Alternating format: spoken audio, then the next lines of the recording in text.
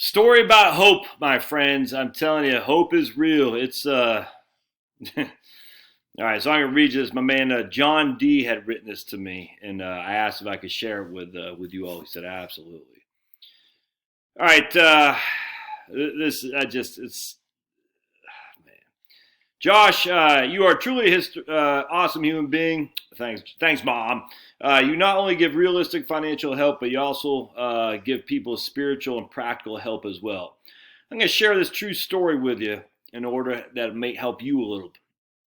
My late mom died at 49 years old from alcoholism. She died at 49 from alcoholism. She used to pour vodka and everything. When she was sober, she was a great mom. When she was drunk, she was literally evil in her behavior. Man, the freaking devil's juice, man. You know, they got the devil's lettuce and smoking dope.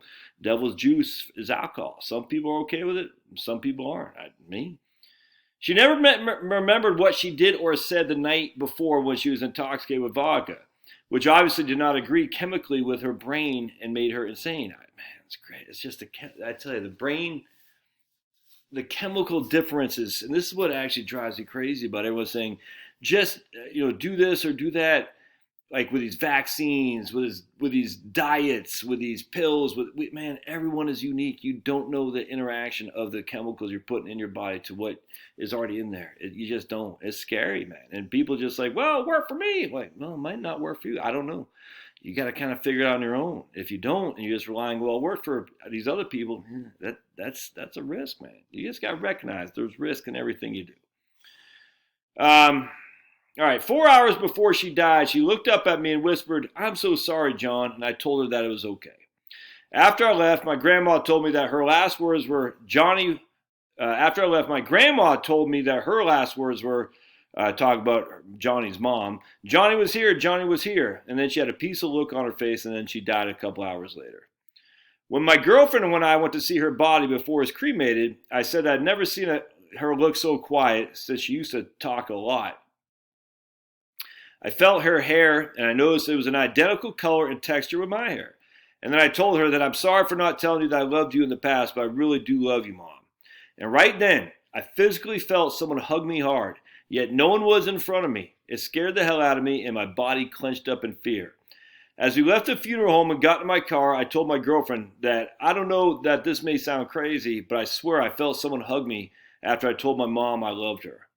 My girlfriend replied with, John, I wasn't going to say anything to you either, but I felt that same thing after you said that, and I saw your body clench up. It was a truly Twilight Zone moment for both of us. In fact, I'm watching this new show. It's not a new show, but back from the Twilight Zone days.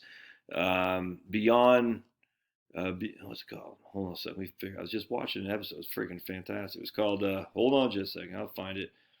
What was that called? One Step Beyond. One Step Beyond is what it's called. It was like right around the same time. I think it might have been the predecessor to the Twilight Zone. Old black and white stuff. Fantastic.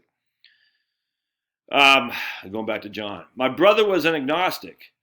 Notice, was an agnostic until I told him the story. He believed me that our mother would do something like that if her spirit was told that I was talking to her body, and she would rush down immediately to see me doing that. I cannot prove to anybody that this actually happened, but I did know it did happen. It was not psychosomatic. It was very real physical hug, except no one was there in front of me. Apparently, my girlfriend had experienced the same phenomena shortly after I had experienced it. Whatever you want to call it, a spirit, a soul, a life force is still energy, and energy cannot be destroyed, only transformed. If you want to get more spiritual, then one can make the argument that only God can create energy. Then he says, there is life after death. I just don't pretend to know the details. I do believe the teachings of Jesus nonetheless. Yeah. And, man, it's funny because my wife's mom, and she had a little out-of-body experience. And if you heard these out-of-body experiences, it's weird. It's supernatural. I mean, what else could it possibly be? So she was on the operating, she had breast cancer, and they're operating on her, or was it? She died from leukemia. I can't remember, but she's at the, in the hospital, and they're operating. I mean, she's not a very, I don't want to say she wasn't religious. My wife's dad was very old school Irish Catholic. I didn't get the impression her mom was. I'm not saying she was anti-religious. I think she was just Yeah, I don't know. I don't know. Not agnostic, not atheist. Just I'm not sure what you call it. Religious Christian, but not in any fundamental way or anything like that. Anyway, so this is a woman that would not be prone. She hated the Republican Party. She could not stand that I was Republican. A wonderful woman. She raised 9 children. The bulk on her own as a single mom working at Kmart. But she's not prone to exaggeration. Certainly not prone to being the religious right, if that makes sense. Not in the least. Actually, don't forget, she spoke Chinese, so she studied Chinese in college and spoke the language, Mandarin. Um, anyway, she when she's getting operated on, she literally had an out of body experience where she saw her body on the table. She saw the doctors operating her, saw the doctor, bald head up here. Saw everything. She heard what they're saying.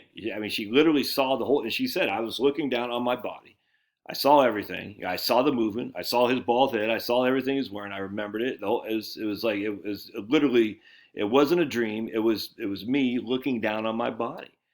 I mean, it's just that simple. But I mean, and other things she said too that like, she was under. You know what I'm saying? And like she just said, "Oh yeah, I remember. I don't know, freaking." He said he bet $21 on the Redskins, something like that. Ooh, can I say Redskins? Whatever it was. Just weird things. And that would, it was just it's crazy. And this is not someone to make crap up. And it was just as what does that mean? I don't know. But she said I was literally floating. I saw myself on the ground, on the operating table. I saw the docs and the nurses operating on me. I heard their conversations. And then when she took her last breath, because my wife was there, she went. It was like she saw something, and I can't remember what she said. Like, but I mean, she saw something, and I think she even smiled. She was a very cynical lady, man. Trust me, very cynical lady. If she didn't have kids, she would have had cats, if you know what I'm saying. And she saw something and just like smiled and then went away. I just you hear stories like this and look, anyone can make an opinion of what these are. You know what I'm saying? But that isn't. I don't know. I mean, that's not. You can't make a natural argument for God or afterlife. I mean, you can make the argument for sure, but you can't convince somebody unless they have their own out of body supernatural experience of or they just have faith. One of those things. But there's hope, man, because this happens all the time, all over the world. You see what I'm saying? It's supernatural, which is why a lot of the scientists, physicists, whatnot, just can't believe it because they're like, it's supernatural, i.e., beyond our ability to comprehend for science, because science cannot allow for people to rise from the dead. They can't. They can't. Science cannot allow for a great being of whatever, life force, and energy, whatever, a God. They can't.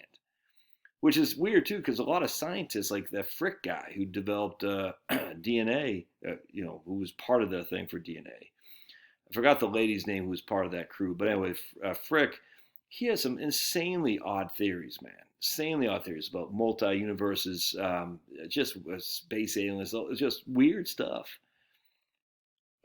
Because they just couldn't fathom that maybe it's as simple as a God. You know what I'm saying? And look, I don't know the answer, but man, John, I don't know. My inclination is that God is so big and vast. My inclination is that we don't know, if that makes sense. It's for each of us to decide. I've come to the conclusion for my own well-being that Jesus rose from the dead, and as such, I'm very comfortable in A, acknowledging that's faith, B, acknowledging I might not be true. I don't know. I can't prove it. You can't prove it. You can't prove against it. I can't prove. Obviously, can't prove a negative, but no one knows. But it's hopeful. It's just there's hope, and these stories don't just go away. You know what I'm saying? Because of modern, ability to communicate and stuff. They've gone throughout history. For a Christianity defense, the simple argument is, well, how do you account for the fact that Peter, Paul, all these guys were wimps, man.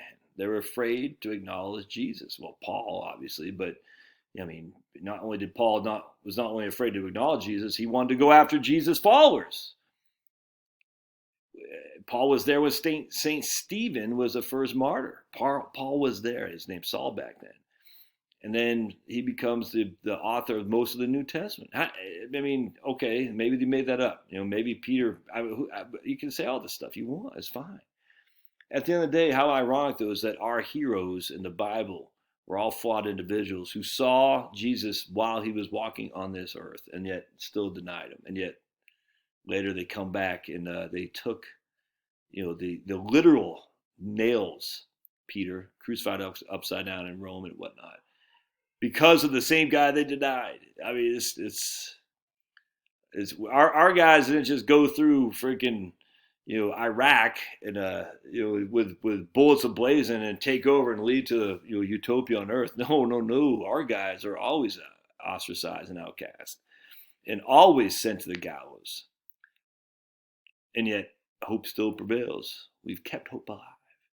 You know why? Because the spirit of the Lord, in my opinion, Jesus Christ, it doesn't get extinguished because commies or fascists or freaking Democrats or Republicans or idiot preachers or a freaking atheist or Richard Dawkins or freaking physicist.